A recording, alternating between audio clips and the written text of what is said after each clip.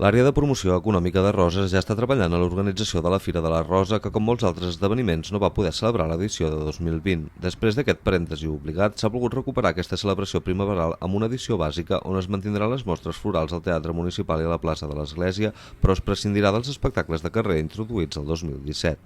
Com que no podem garantir l'aglomeració de gent al voltant de l'espectacle, se'ns és impossible poder-se programar. Tot l'altre continuarà, les catifes de corpus, la decoració floral. Aquesta edició bàsica de la Fira de la Rosa està prevista del 3 al 6 de juny i prendran especial protagonisme les campanyes gastronòmiques Mil roses a roses i còctels a roses, de les quals l'àrea de promoció econòmica està preparant uns petits vídeos promocionals per a fer-ne difusió a les xarxes socials.